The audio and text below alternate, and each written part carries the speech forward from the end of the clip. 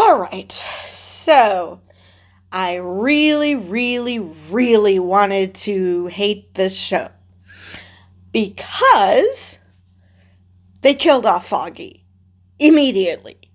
I mean, it was like not exactly the first scene, but pretty much. It was at the very beginning. We don't know.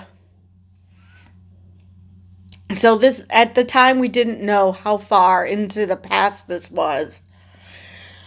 But it turns out it was a year ago. So, they killed off Foggy. And, they're going through time really, really fast. But anyway, so they killed off Foggy. This was some retirement party for this police officer who later becomes Matt's personal investigator. And since Jessica Jones exists in this universe and they're friends, I'm going to say he's not surviving the season. Because there's got to be a reason to bring in Jessica. So I'm assuming that that's where they're going with that. Which, unfortunately, in shows like this, people don't get to retire and have a good life. No, they die. Violently. So yeah. I'm totally expecting him to die by the end of this. I'm still bummed about Foggy. Now, we saw that scene at Josie's bar, and, for someone who, a room full of cops and lawyers, everyone moved really fucking slow. Now, I don't know if this was meant to be in slow motion for everybody else, that's how Matt was perceiving things, or if everything was just in slow freaking motion. But anyway, so once again, Karen copes with tragedy by running away. And Matt doesn't see her for a year. And he's moved up in the world. He's got this penthouse apartment. He's no longer doing pro bono because it's implied that while it was Nelson, Murdoch, and Page, or Murdoch, Nelson, and Page, I can't remember, they were still in a storefront and that they were probably still doing mostly pro bono work or if not pro bono, that they were bartering. So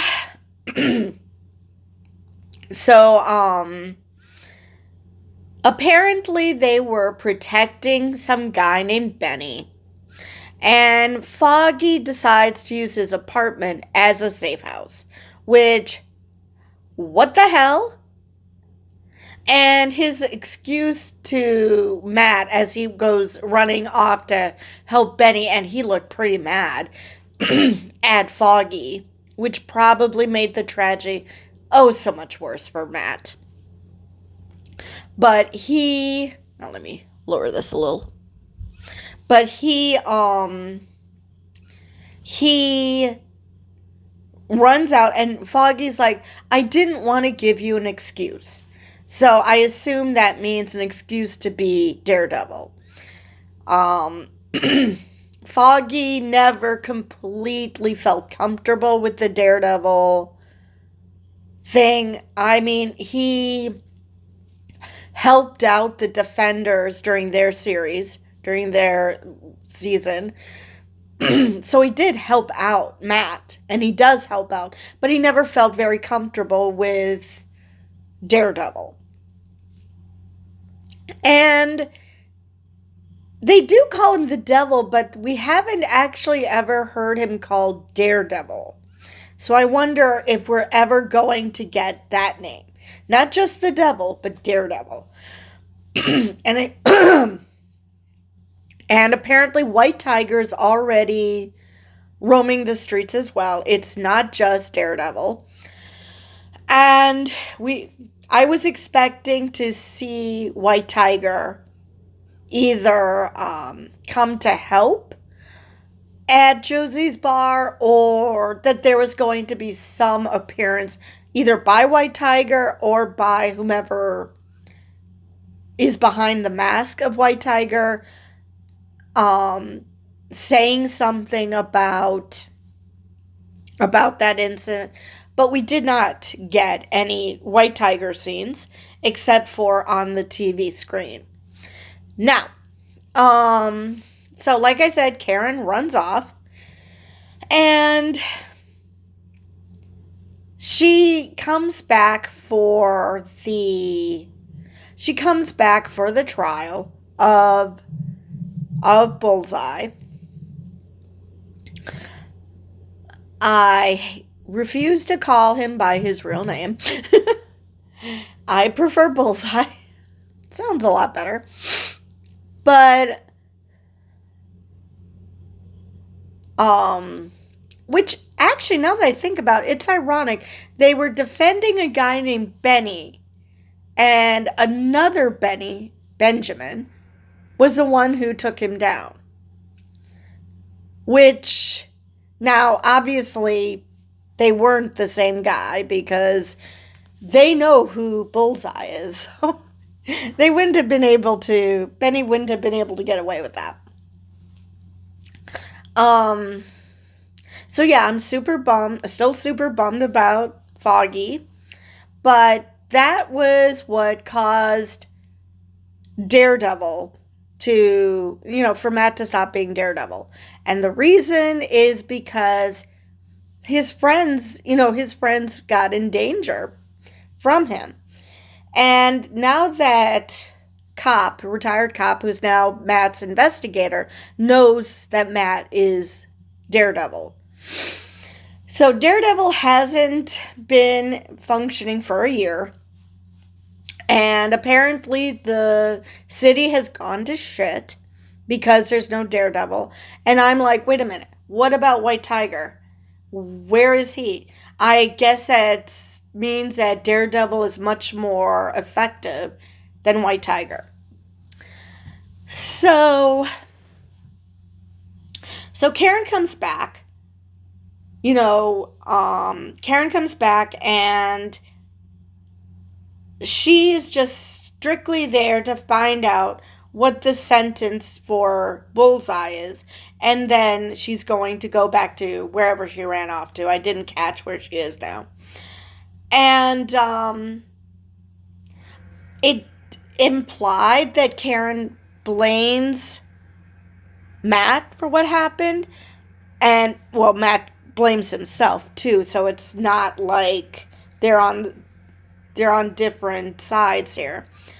But, technically, yeah, Foggy would probably have not been in danger if Matt wasn't Daredevil. He wouldn't have been in danger by Bullseye. But the fact remains that they are lawyers. And say they took a case where, Bullseye, they were trying to take down Bullseye. Because for a while Foggy was with this other firm. And so it's theoretically possible that when Foggy was in that other firm, he could have gotten afoul of somebody who wanted him dead. That's not unusual for disgruntled people, regardless of what side of the law you are.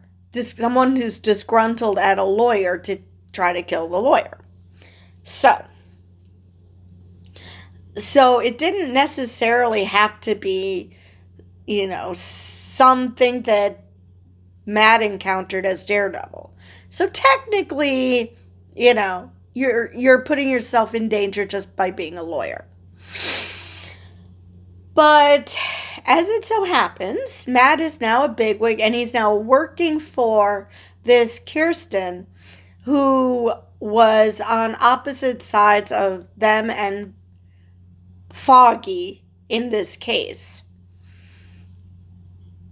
So, and now she sees them as friends. She sees Matt as a friend. Even then, obviously she was trying to get information out of them to help her side of the case, but she still saw them as friends. And so he's now working for her. And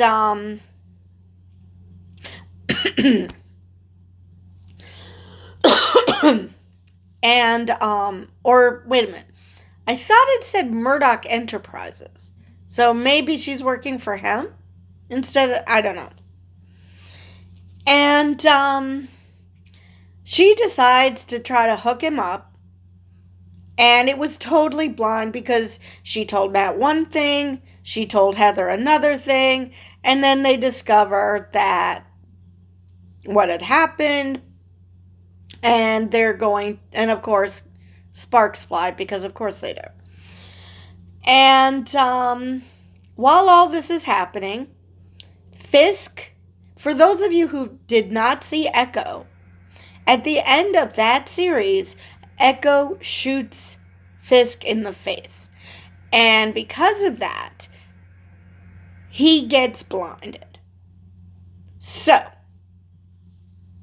that's where they are. Now, I didn't realize that things went south with him and Vanessa because they used to be so in love. They adored each other. So, yeah. This was quite a shock that while he was gone, and they didn't say for how long, how long ago the Echo series happened, but it couldn't have been that long because I don't think mayoral campaigns are that long. I mean, it's not like a presidential campaign where you barely get elected president and you're on to the next campaign. It's the campaigns I don't think are that long. But anyway, so he reappears while Vanessa is dealing with the mob, stupid phone, with the mob bosses. And apparently things have become quite lucrative. And she's been doing a great job, and Fisk is thrilled that she's been doing a good job, but she's still a little annoyed at the power he carries because he just walks in a room and everybody just flees. He just says Vanessa. Everybody knows he wants to talk to his wife in private, and everyone skedaddles. Nobody ever, questions it. And she's just like, what the hell? So, but it seemed like that there was some distance between them when they were talking. And then after Fisk won the mayoral race, which again, I don't know how long those races take, how long those campaigns take. So again, there was a bit of a time jump that they're whizzing by the time. So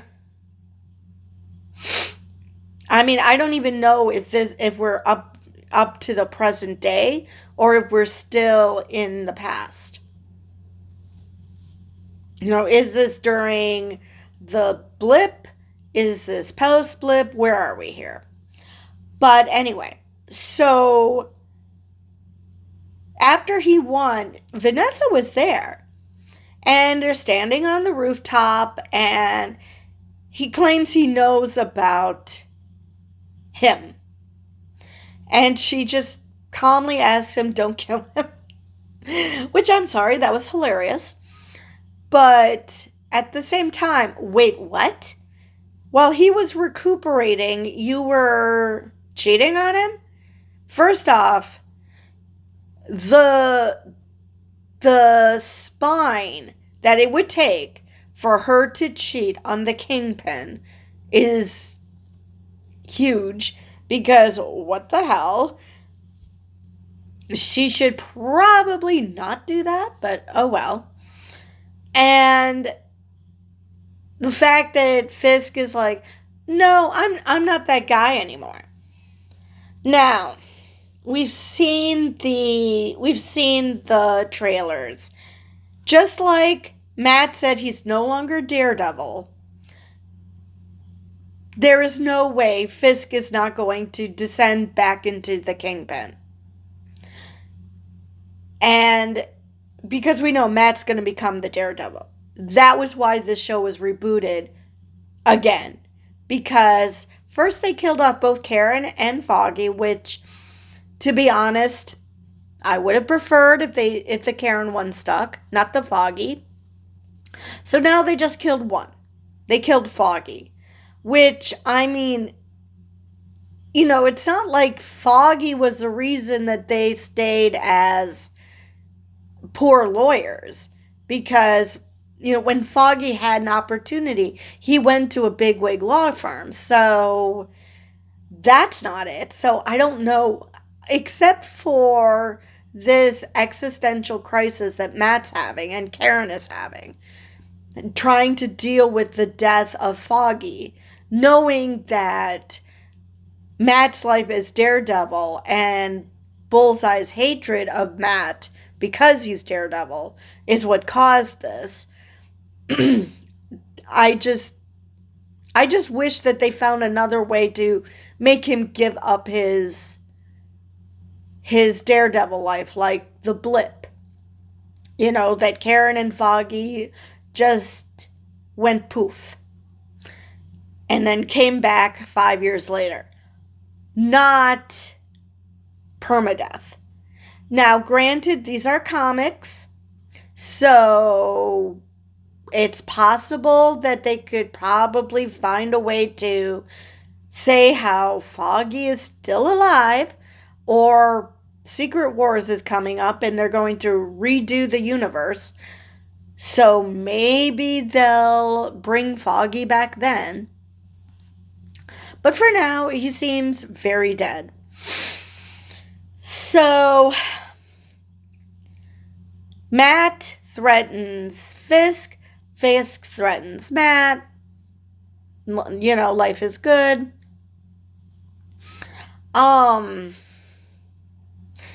He, like I said, he has a new girlfriend. I can only imagine if and when Karen comes back, what's going to happen.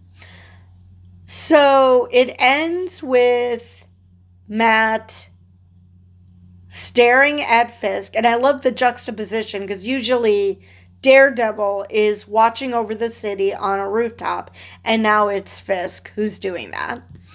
And he's just looking up at him. Fisk is looking down at Matt. And it's just a bro fest. Testosterone running amok. And now, I find it interesting that Fisk brought up to Matt that he had nothing to do with Foggy's death, that he kept his promise. And I don't know if I should be suspicious of that, or if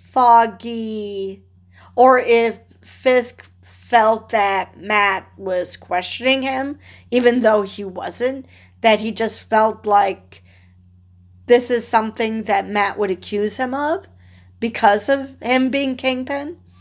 So it could have been a completely innocent, I had nothing to do with it. It could be that there's something to it. Now, at the very end, while they're doing this stare down, you see an artist painting a mural of Fisk and somebody next to him. Now, You would assume it's Vanessa because, well, that's his wife. Estranged or not, that's his wife. But it didn't look like he was painting Vanessa. So the question is, who is that he's painting? And is this how Fisk changes his mind about Matt being Daredevil? Because at this point, Matt is content, even though for an ever so brief moment, when he was walking down the street and he heard cries for help, he paused like he was considering helping. Now, what if this Muse, let's face it, that's the character's name, Muse. Let's say that this person is going after Fisk.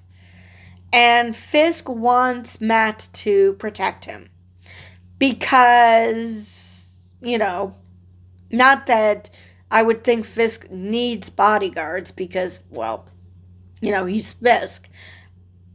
But maybe he needs to be in the up and up so he has only, he can't just ask Bullseye, somehow break him out of jail and ask Bullseye to be his protector. Not that I think Bullseye would do that. I mean, Bullseye must still be pissed off at him for what he did to him during the Daredevil series on Netflix.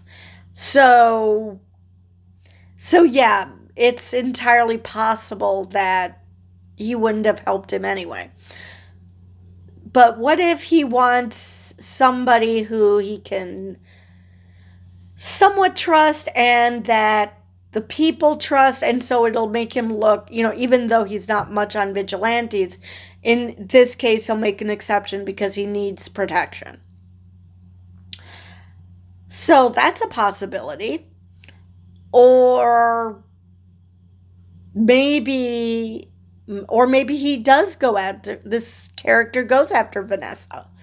And, that's usually going to set Fisk off big time. If you want to piss him off big time, you go after Vanessa.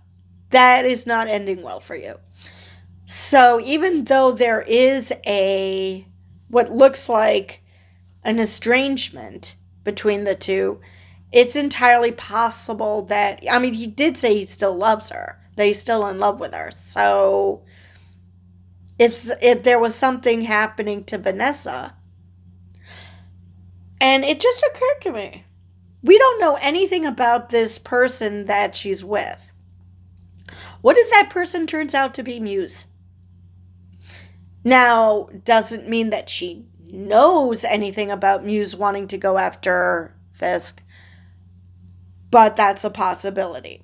Because it's interesting that right after they mention that, we see Matt walking and the artist right there. So, possible? Let's see if there's anything else I wanted to mention about. So, we've gotten a glimpse of Muse. We haven't gotten a glimpse of White Tiger. We know that at some point Frank is coming back. So I'm very curious, especially since Frank initially is trying to kill Matt. Which, I don't know, maybe... Now I'm wondering if, because Matt is really, really trying hard to not do the Daredevil thing, if Frank isn't trying to bring that out of him. It's like, okay, yeah, you are mourning your friend's death, but for fuck's sake, the city needs you. For crying out loud, just become Daredevil again.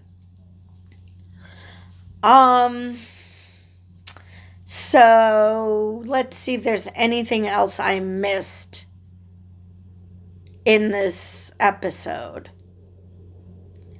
I think I covered everything I wanted to this episode, and I will also, it's highly likely I'm going to get episode 2 done today as well. So, with that, I will see you guys in the next video.